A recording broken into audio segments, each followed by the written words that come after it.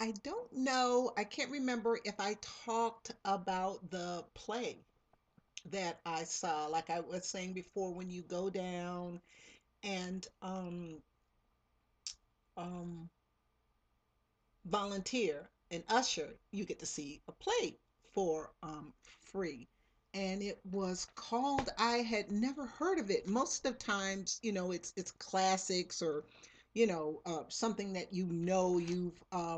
that you've heard before, Who's Afraid of Virginia Woolf, those kind of, plays like that. But this one was called Glengarry Glen Ross, and it was about real estate and about a real estate office. And like I said, I have worked in a real estate office before, as a receptionist, answering phones and doing the floor book and that kind of thing. When you did the stuff manually, they do it all on computer, I imagine now. But it was really very touching. I thought from the title that it was going to be, maybe, I don't know, I was thinking it might have been a comedy. I don't know why I thought that, because I had never ever heard of it. And then I happened to put on Facebook that I was, going to go see that, and I had never seen it. I didn't know anything about it. And one of my Facebookers or friends said, it's um, that it was a very good movie. And then I think I read a synopsis or something that said it was about real estate. That's what, but it was really very touching. Just like this one play was called Down the Rabbit Hole, something like that, that I went to see. And I'm thinking, okay, Down the Rabbit Hole, it's going to be, Alice in Wonderland. It's going to be something funny. Oh my gosh, it was really bad. It was about this couple who had lost a little boy, and car, he had ran out in the street and gotten ran after his dog and had gotten hurt, and like and gotten killed. And the stuff that the family, how differently the man and the woman were grieving, which is usually what happens, which is usually why when those kind of tragedies happen, the couples divorce because of the way they handle their grief. So but this play was very, very intense. It was um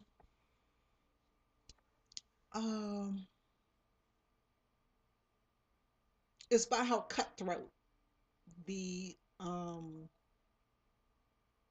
real estate um, business is. And it was a little dated. I didn't look at the date of when, it was, when it actually took place, but it looked like late 50s, maybe, or maybe at the latest, late 60s, early 70s, because of, the things that were on their desks. There wasn't no computers and all that stuff. So I imagine it was set, pretty, a few years back. And it was very interesting, but it was funny because it had all those real estate people that every character was somebody you knew, you know what I mean? And those are the best kind of plays. And this one, what was really a very interesting character was this older man who used to be, the bomb, who used to be the man, who was it, and he was getting kind of old for it. He was getting kind of old for it. And then he was, then he finally makes a big sale, and he's like, okay, look, I'm back, I'm back. He had had a really long dry spell. And then, of course, it was always the hot shot that everything came easily to, And then there was the young guys who want the quick way out. They were planning on stealing well, taps, they used to call it in telemarketing. But the leads, they were going to go into the office and steal the leads and stuff. And it was it was very intense. And I really enjoyed it. Um, speaking of telemarketing, it's kind of the same thing, but they don't. There's not a lot of telemarketing now. I mean, it used to be people literally calling your house and talking to you. And what made it so bad was it was always, I think the guys worked from like 1 o'clock in the afternoon to 9 at night, and they would start calling people like 5, 6 o'clock in the evening when people are just getting home from work. People are, just trying to get their dinner on the table and just trying to eat. And they would actually be calling, cold calling people, like that. And they called their leads, which was, say for instance, if you made a sale the year before, you would get your taps back, what they would call it. And those pretty much were your leads. And but now telemarketing is all done with the with these machines now, these computers now. But I don't have to worry about that because I'm on the no call list. You go on this government site, you go on and you can put that you don't want to receive any calls. A couple still sneak in there, but they can't call your cell phone. And I don't have my landline anymore because, like I said, I was getting ready to move. I can't believe I can. Anyway, I'm not gonna talk about that anymore. Um, but yeah, that was very, very hard work. And sometimes the guys would be on just commissioned, or either they would just get paid hourly if they weren't that good, if they weren't that good. And I worked in the office part. I did not telemarket. I mean, I did a couple, like I might call a couple people or call somebody back or something like that. I didn't do the actual cold calling. I just, oh my gosh, I don't know how they do it. And the funny little side thing is that there was a restaurant.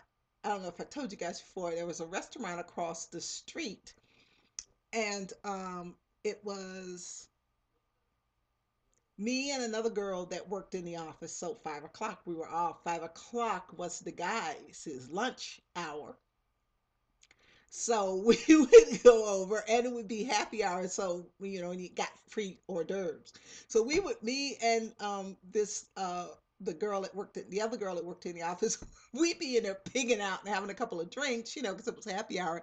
The guys would be in there pigging out, but we'd be going home, maybe going back to work. I mean, and I still see a friend of mine that I met back in that day, to now. I still see him nowadays, and every time I think about him or mention his name, I always see him. So I'll probably see him in the next couple of days. But I just realized it's so funny. I was thinking the other day that we have known each other 20 years, literally 20 years. Crazy, absolutely crazy. So enough of that. What was I want to talk about? Oh, I wanted to talk about. Oh, I got my Valentine's Day cards. I got one for my son and one for him and his wife, and then I think one for my sister, one for my mom. I don't send out a lot of Valentines, and I don't have a love this time. So actually, I have only been on one date that was actually Valentine's Day date. And it was actually the day because it just happened to fall on a Saturday.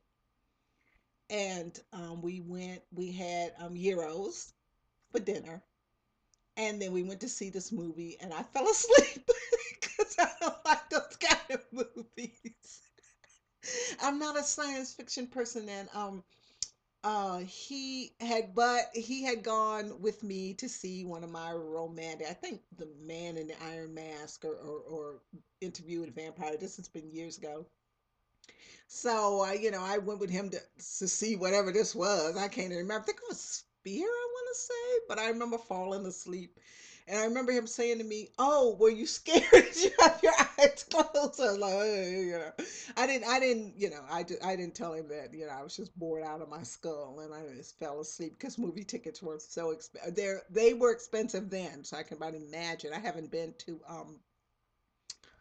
um a movie at night in years. Every time I go to the movies, I go to the matinee because the matinee is cheap. So I did that. Money loves me. That's my new affirmation. It's bad. It's wrong for you to love money, but it's nothing wrong with money loving you. Let me see. About halfway through. So what I want to talk about. Okay. I think I touched on this before. Short stories, how things come to mind. Um, from how you get ideas just from out of the blue, no, from nowhere, things, how things come to you. um Short stories, let's see. Since I've been out here, because I had a long stretch where I wasn't writing at all, and it was really very a very frustrating time for me, because I had to move from a place where I've only moved twice since I, three times since I moved here. I'm not a mover. I've lived here 25 years and I'm not a mover. Um, so that averages what, 5 years in each place, which is pretty good, in this day and age. But um, I was kind of transitory. I lived one place 10 years, one place three, one place seven, and then here four. So that's not bad at all. I'm not a movie mover, but I had moved and I wasn't happy there. I didn't like it. The only good thing was I had a pretty decent job and I had a roommate, and I don't know, and it was a house, which was good because it was good for my cats, because they got to they had a cat door, and they got to sneak out and go through the cat door, and they could walk around in the grass and stuff and chase mice and stuff. We had a yard, we had a deck and that kind of thing. But I think I talked about that before. That didn't work out. My roommate went crazy. She was bipolar. She stopped taking her medicine, and anyway. So, and I really am tired of being at the mercy of crazy people. I really am. But that taught me a lesson. That taught me a lesson. Um, so I really didn't write anything for like actually about 3 years. And then as well, no, 2 years. And then as soon as I got um into went back to college in 2002, I actually was more motivated to write, which you would think with all that schoolwork and going back to school at that age that I was, that you wouldn't be inspired to write. But I guess the exercise, the brain, the my I don't know, maybe the workings of my brain, um the exercise prompted me to want to write. I even wrote, actually, it's crazy because I even wrote, oh gosh, man, I cannot sit very long. How is an administrator? How am I going to work? I can't sit. Um, what was I talking about? Yeah, I even wrote in boot camp. Like when I was bored, I'd sit there and write, little stories and, stuff like that. We would be in class and we were supposed to be taking notes. And I would be writing little stories and stuff like that. It's a good thing my drill instructor didn't ask me for my notebook. She wouldn't have liked what she read. But then again, she might have. But yeah, after I kind of went, yeah, when I was living before I moved, it was me and my friends were like totally into boy bands. This was the late 90s, whatever. There aren't any more now. Not like they used to be. And they would write what they would call crossover stories, or slash, which is two guys. And crossover stories were like, for instance, if you wrote a story about, say, for instance, Backstreet Boys and NSYNC. Say, for instance, you wrote a slash story about two of them who were lovers, one from NSYNC, one from Backstreet Boys. that was really good fan fiction. Or it was a lot of fan fiction about uh what was the name of that? X Files. And they had, I mean, it got serious too, because it was relationshippers and not shippers, and then people were writing slash and writing crossover stuff, and writing a lot of that stuff. And then of course with the when I in 2002 finally got my AOL on, it took me a while. um it was fascinating to me that so many people had, I think it was fascinating to me that so many people had the same interests that you do, and they were out there. But then it also taught me that there's some nutcases out there that take some of that stuff just a little bit too serious. And that was one of the reasons why I was hesitant about. That was the only thing I was hesitant about getting coming on YouTube, because I've seen people act really dumb, really dumb, about, somebody expressing their opinion, and saying, I had a troll say something to me, and I'm like, wait a minute, I have 200 hits. I have 100 videos and 200 hits. Come on, what are you doing? Scrolling certain people's names, when you get up in the morning? What is going on? So, but I don't think I say anything controversial. I don't care if I say anything controversial. I will find your IP address, and you don't want to go there. Let's leave it at that. Leave it at that. You do not want to go there. Because I know I'm going to get some slack, about some flack about some things that I say, especially, working on my book and stuff like that. Um, One of my fanfic stories that I really really liked. I wrote a vampire one, which I thought was very good. The uh every like Okay, since vampires don't die, every so often, every generation, they pick a woman that they want, and she's the same woman but she doesn't know it, kind of like past lives. And then they search and they find her. And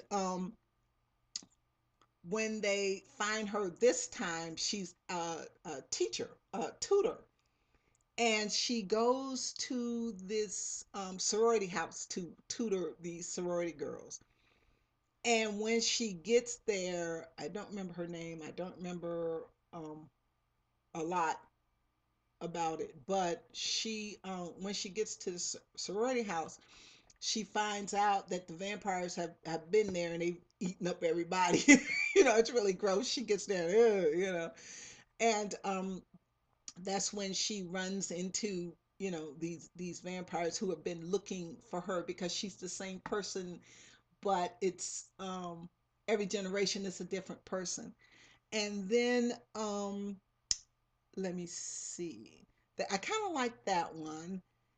And they end up taking her back to their wherever they live, and it's not, and it doesn't take place in Transylvania or any weird place like that. It actually takes place in I think New York, somewhere like um the hills, whatever they have in New York, some isolated place, in New York. And they take her back to the castle and all this stuff like this. And then she tries to escape, and, this kind of thing like that. And I think I can't remember, something, she tries to escape, and the youngest one goes after her because he's actually the descendant of Dracula. He's actually the descendant, and his mother was human or his father was human. I can't remember, like, but I just remembered, I was thinking the other day about a lot of my short stories that I wanted to talk about, and I just started jotting down, the stuff I could remember. So, um, I'm going to stop now, and then when I come back, I'll tell you about a couple more of my interesting short stories.